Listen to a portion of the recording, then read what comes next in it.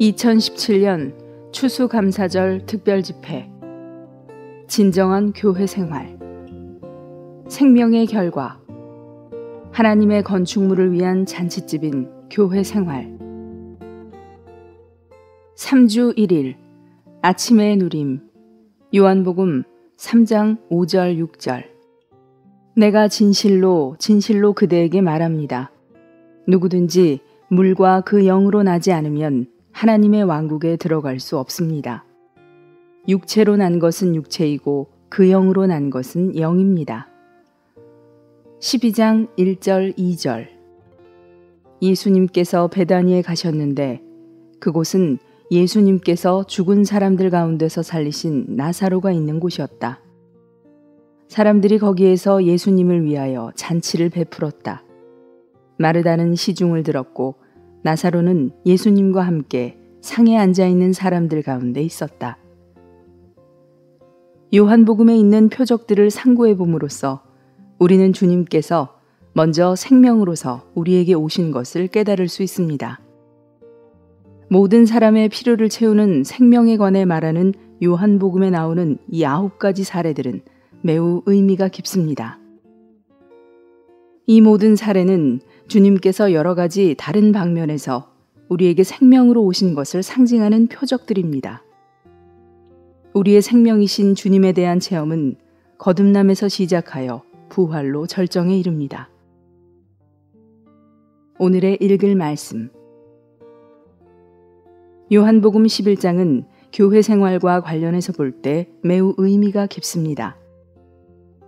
우리는 기독교를 포기해야 할 뿐 아니라 우리 자신의 의견을 거절하는 공과를 배워야 합니다. 그럴 때 우리는 주님께서 우리 안에서 생명이 되시도록 자유로운 길을 주님께 내어드릴 것입니다. 주님께서 그분 자신을 표현하실 수 있을 때 그분은 살아있는 교회를 소유하실 것입니다.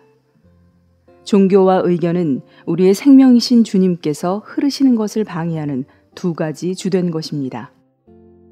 요한복음에 나오는 9가지 표적들 중 첫 번째 표적은 물을 포도주로 바꾸는 표적입니다. 4장에 있는 두 번째 표적은 왕의 신하의 죽어가는 아들을 살린 것이었습니다. 이 복음서 전체에서 성령의 의도는 다만 주 예수님을 우리의 모든 필요를 채우는 생명이 되게 하시는 것입니다.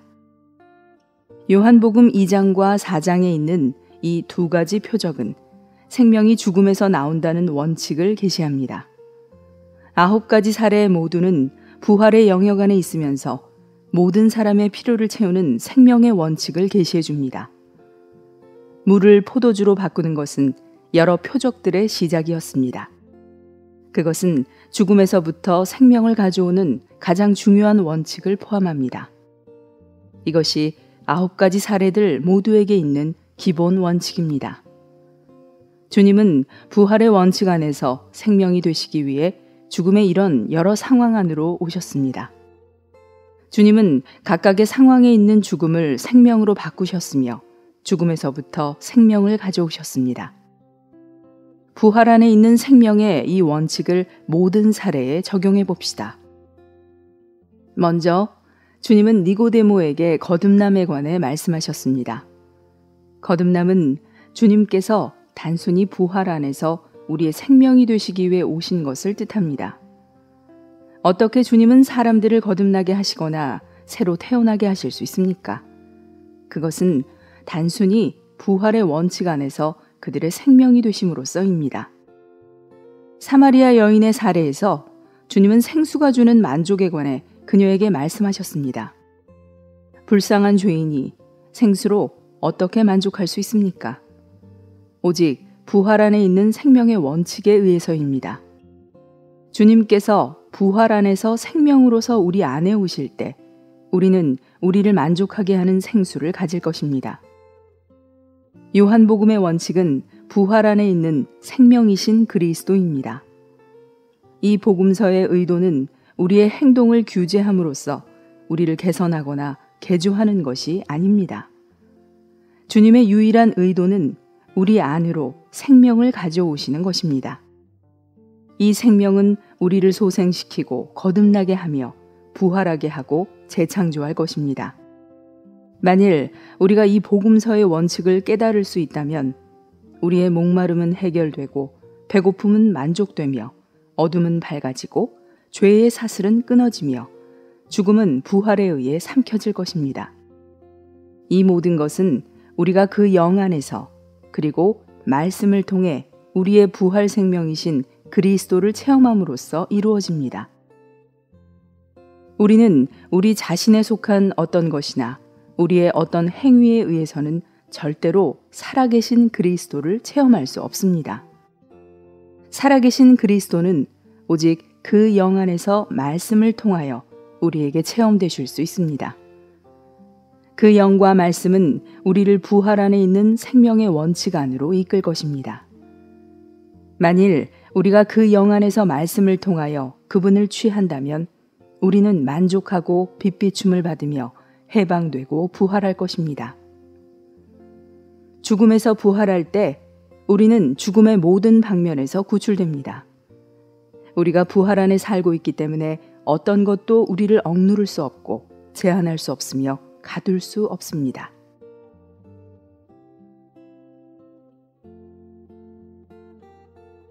(3주 2일) 아침의 누림. 요한복음 12장 1절. 6월절 6일 전에 예수님께서 베다니에 가셨는데 그곳은 예수님께서 죽은 사람들 가운데서 살리신 나사로가 있는 곳이었다. 마가복음 14장 3절. 예수님께서 베다니에 있는 나병 환자 시몬의 집에서 상에 앉아 계실 때에 한 여인이 매우 값진 순수한 나드 향유가 든 옥합을 가지고 와서 그 옥합을 깨뜨려 향유를 그분의 머리 위에 부었다. 요한복음 12장은 그리스도께서 사람에게 생명이 되신 결과를 계시하는데 그것은 바로 교회가 산출된 것입니다. 잔치집인 교회는 주님께서 안식하실 수 있고 만족을 얻으실 수 있는 곳입니다. 그리스도께서 사람에게 생명이 되신 결과는 교회입니다. 요한복음 12장에서 우리는 작은 교회를 볼 수 있습니다. 그것은 인수와 규모와 생명의 성장에 있어서 작습니다. 생명의 결과는 교회를 산출하는 것이며 생명의 번성은 규모와 인수와 생명의 성장의 면에서 교회를 증가시키는 것입니다. 오늘의 읽을 말씀. 요한복음 11장에서 주님은 나사로를 죽음에서 일으키셨습니다. 이러한 부활은 교회 생활로 귀결됩니다. 우리 모두는 죽은 사람들이었습니다. 그때 주님께서 오셔서 우리를 부활시키셨습니다. 주님께서 우리를 부활시키신 후에 우리는 교회가 되었습니다. 이와 같이 요한복음 11장에서 우리는 부활한 나사로를 볼 수 있고 12장에서는 부활한 그 사람이 주님께서 안식과 만족을 찾으실 수 있는 장소가 된 것을 봅니다. 이제 우리는 잔치집인 교회를 살펴보아야 합니다. 이 잔치집은 종교 밖에 있습니다. 예루살렘과 종교 밖에 있는 베다니의 작은 집 안에서 잔치가 벌어졌습니다. 주님께서 우리에게 긍휼을 베푸신다면 또한 그분의 영께서 우리의 눈을 열어주신다면 우리는 하나님께서 이 우주에서 하고 계시는 일이 다만 사람들로 하여금 그분을 경배하거나 섬기게 하는 것이 아님을 보게 될 것입니다. 이 시대에서 하나님의 갈망과 의도는 그분 자신이 아들 안에서 그분의 영으로 말미암아 그분의 말씀을 통해 사람 안에 들어오셔서 사람의 생명이 되심으로 사람이 그분으로 말미암아 살게 하는 것입니다. 이것은 종교나 종교적인 관념과는 완전히 다른 것입니다. 유대교가 주님을 배척한 것은 하나의 부정적인 결과였습니다. 그러나 주님께서 사람들에게 생명이 되심으로써 생겨난 긍정적인 결과도 있었는데 그것은 바로 주님께서 배척받으시는 중에 그분을 위한 집이 있게 된 것입니다. 이 집은 바로 그분께서 안식하시고 잔치를 누리시며 거하시고 만족하실 수 있는 곳입니다. 주님은 그분 자신을 믿는 이들에게 부활 생명이 되게 하심으로써 한 집을 얻으셨습니다. 이 집은 그분의 교회의 그림자로 여겨질 수 있습니다. 전에 주님은 머리 둘 곳도 없으셨습니다. 그러나 나사로를 죽음에서 일으키신 후인 그때 주님은 안식하시고 잔치를 누리실 장소를 얻으셨습니다. 유대 종교가 그분을 배척한 후에 그분은 더 이상 예루살렘에 머물고 싶지 않으셨습니다. 그분은 언제나 베다니에 머물려고 가셨습니다. 그곳에서 주님은 머무시며 안식하실 수 있을 뿐 아니라 잔치를 누리시며 만족하실 수 있었습니다. 주 예수님께서 잔치를 누리시고 안식하셨을 뿐 아니라 그곳에 있는 다른 모든 사람도 그러했습니다. 교회 생활은 반드시 이러해야 합니다. 나사로는 교회가 부활 생명에 의해 산출된다는 것을 보여주는 표적으로서 제시되었습니다. 교회는 사람의 조직, 사람의 지혜, 사람의 일, 사람의 가르침으로는 출현되지 않습니다. 그것은 부활 생명에 의해서 출현됩니다. 베다니는 주님께서 나사로를 죽음에서 일으키신 마지막 표적을 행하신 곳이었습니다. 그러므로 베다니는 주님께서 죽은 사람을 일으키신 곳이었습니다. 교회는 나병 환자 시몬으로 대표되는 정결하게 된 죄인들로 구성됩니다. 마가복음 14장 3절에 따르면 요한복음 12장 2절에 언급된 잔치는 시몬이라는 나병 환자의 집에서 주님을 위해 마련된 것이었습니다. 정결하게 된 나병 환자의 집이 교회의 집회 장소가 되었습니다. 이것은 매우 의미가 깊습니다. 한 면에서 우리 모두는 죽어 있었고 다른 한 면에서 우리는 모두 나병 환자들이었습니다. 원래 교회의 지체들은 죽어 있는 동시에 나병에 걸린 죄 있는 사람들이었습니다. 어떤 의미에서 우리는 나사로와 같이 죽었다가 부활하였으며 또 다른 의미에서 우리는 시몬과 같이 나병으로 오염되었다가 정결하게 되었습니다. 할렐루야!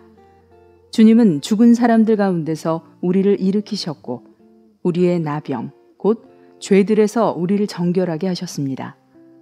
이제 우리가 있는 곳이 교회의 집회 장소가 됩니다.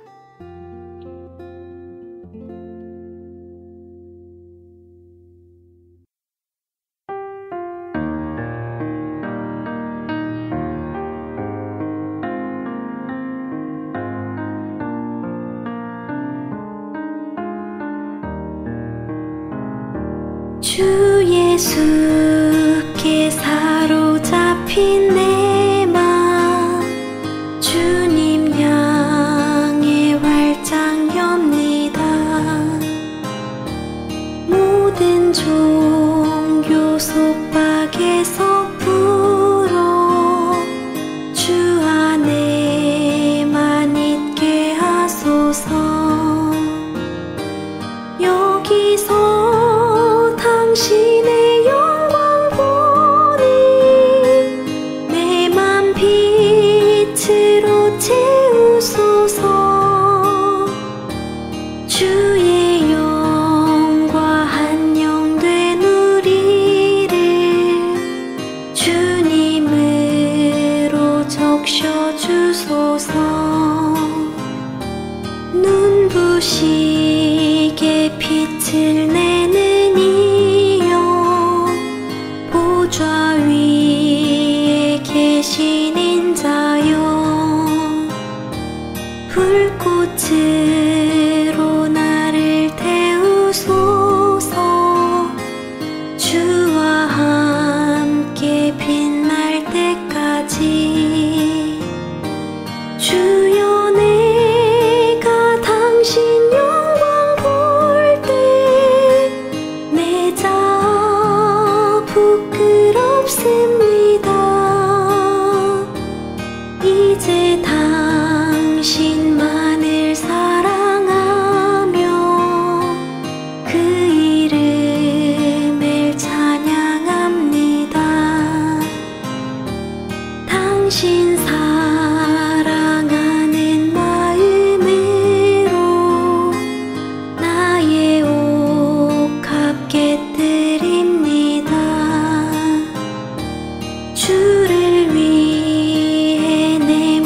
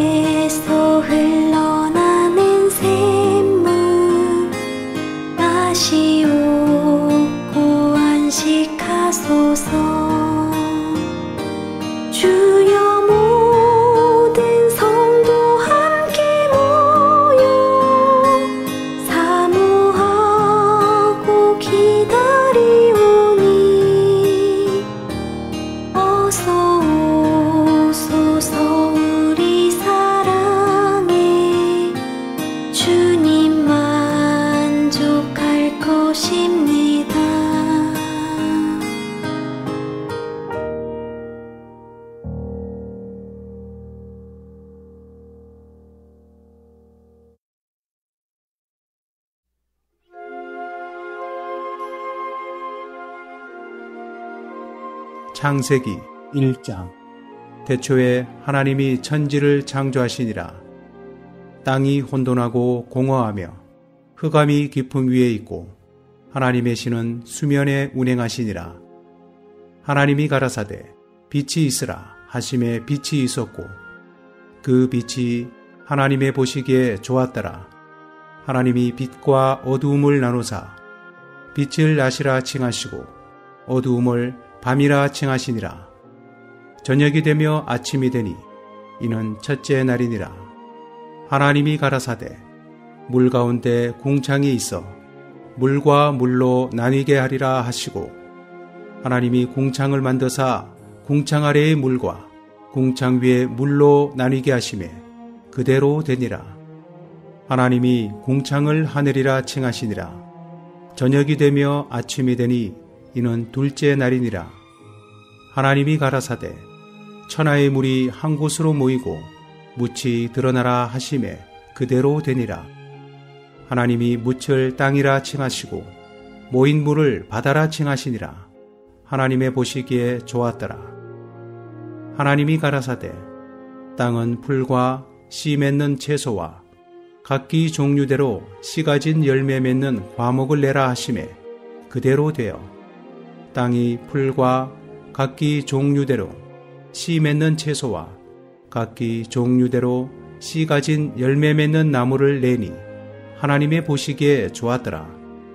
저녁이 되며 아침이 되니 이는 셋째 날이니라. 하나님이 가라사대 하늘의 궁창에 광명이 있어 주야를 나뉘게 하라. 또 그 광명으로 하여 징조와 사시와 일자와 연한이 이루라. 또 그 광명이 하늘의 궁창에 있어 땅에 비치라 하시고 그대로 되니라. 하나님이 두 큰 광명을 만드사 큰 광명으로 낮을 주관하게 하시고 작은 광명으로 밤을 주관하게 하시며 또 별들을 만드시고 하나님이 그것들을 하늘의 궁창에 두어 땅에 비치게 하시며 주야를 주관하게 하시며 빛과 어두움을 나뉘게 하시니라. 하나님의 보시기에 좋았더라. 저녁이 되며 아침이 되니 이는 넷째 날이니라. 하나님이 가라사대 물들은 생물로 번성케 하라. 땅 위 하늘의 궁창에는 새가 나르라 하시고 하나님이 큰 물고기와 물에서 번성하여 움직이는 모든 생물을 그 종류대로 날개 있는 모든 새를 그 종류대로 창조하시니 하나님의 보시기에 좋았더라. 하나님이 그들에게 복을 주어 가라사대 생육하고 번성하여 여러 바닷물에 충만하라. 새들도 땅에 번성하라 하시니라. 저녁이 되며 아침이 되니 이는 다섯째 날이니라. 하나님이 가라사대 땅은 생물을 그 종류대로 내되 육축과 기는 것과 땅의 짐승을 종류대로 내라 하시고 그대로 되니라. 하나님이 땅의 짐승을 그 종류대로 육축을 그 종류대로 땅에 기는 모든 것을 그 종류대로 만드시니 하나님의 보시기에 좋았더라. 하나님이 가라사대 우리의 형상을 따라 우리의 모양대로 우리가 사람을 만들고 그로 바다의 고기와 공중의 새와 육축과 온 땅과 땅에 기는 모든 것을 다스리게 하자 하시고 하나님이 자기 형상 곧 하나님의 형상대로 사람을 창조하시되 남자와 여자를 창조하시고 하나님이 그들에게 복을 주시며 그들에게 이르시되 생육하고 번성하여 땅에 충만하라. 땅을 정복하라. 바다의 고기와 공중의 새와 땅에 움직이는 모든 생물을 다스리라 하시니라. 하나님이 가라사대 내가 온 지면에 씨 맺는 모든 채소와 씨 가진 열매 맺는 모든 나무를 너희에게 주노니 너희 식물이 되리라.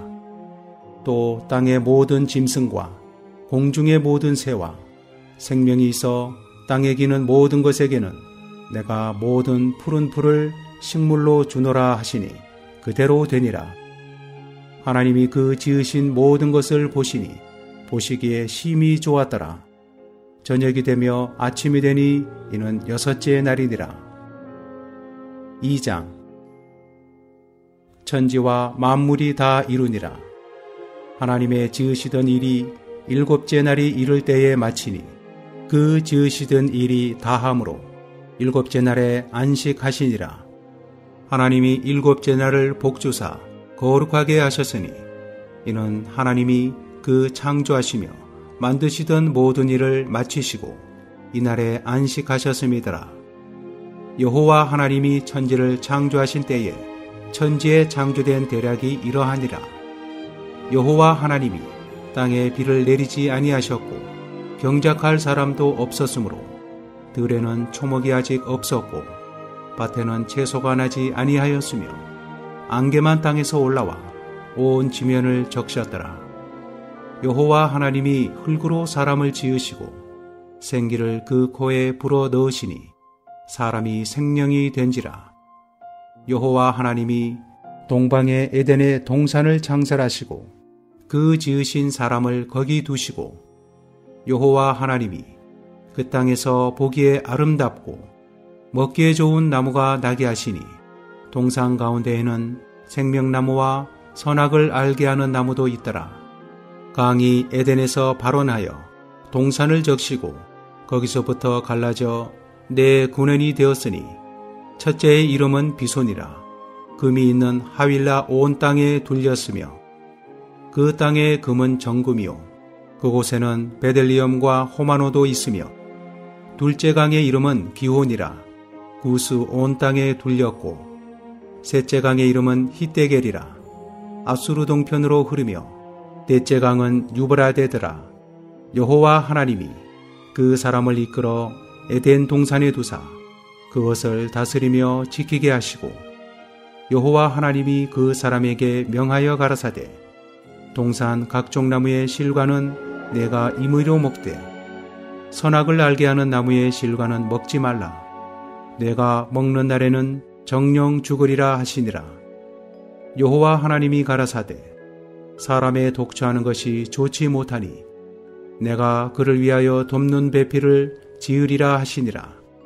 여호와 하나님이 흙으로 각종 들짐승과 공중의 각종 새를 지으시고 아담이 어떻게 이름을 짓나 보시려고 그것들을 그에게로 이끌어 이르시니 아담이 각 생물을 일컫는 바가 곧 그 이름이라. 아담이 모든 육축과 공중의 새와 들의 모든 짐승에게 이름을 주니라.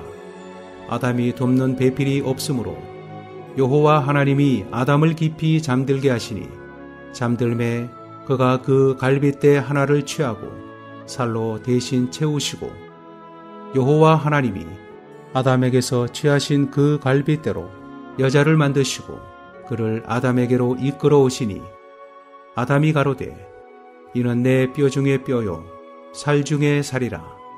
이것을 남자에게서 취하였은즉 여자라 칭하리라 하니라.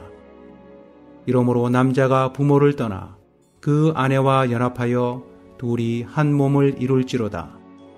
아담과 그 아내 두 사람이 벌거벗었으나 부끄러워 아니하니라.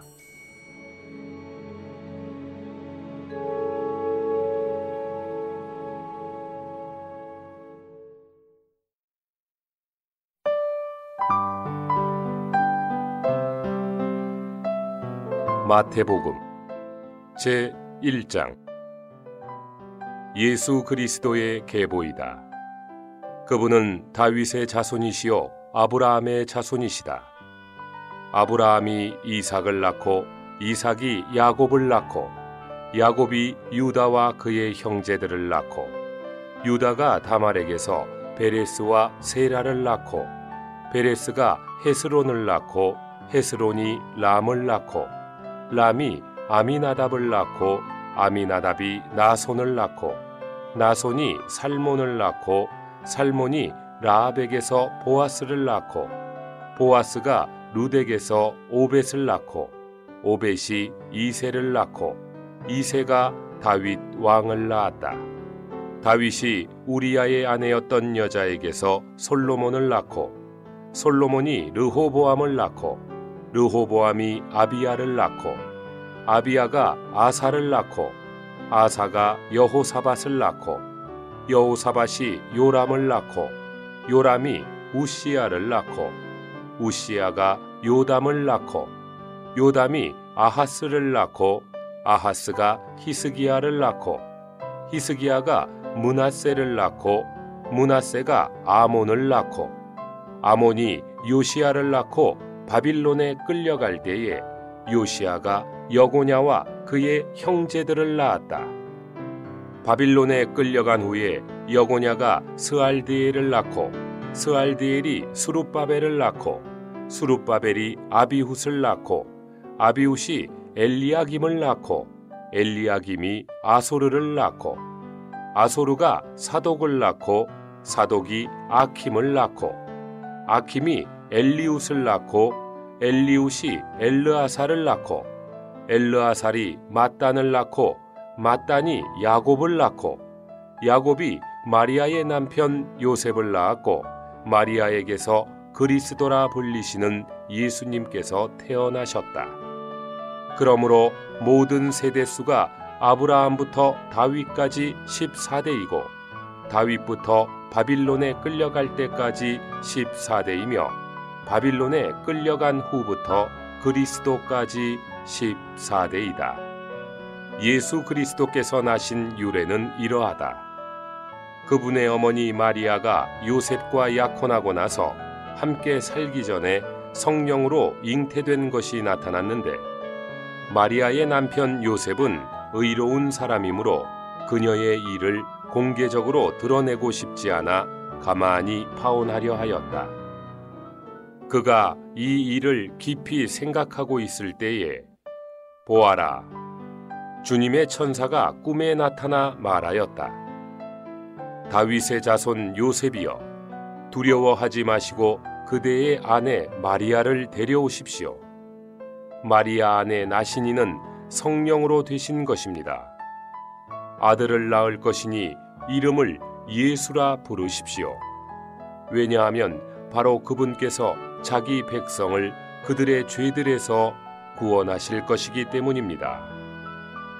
이 모든 일이 일어난 것은 주님께서 신언자를 통하여 하신 말씀을 이루시려 하신 것이다. 보아라, 처녀가 잉태하여 아들을 낳을 것이고 그 이름을 임마누엘이라 부를 것이다. 임마누엘은 우리와 함께 계시는 하나님이라는 뜻이다. 요셉이 잠에서 깨어나 주님의 천사가 지시한 대로 그 아내 마리아를 데려왔으나 아들을 낳기까지 동침하지 않았으며 아들을 낳자 이름을 예수라 불렀다.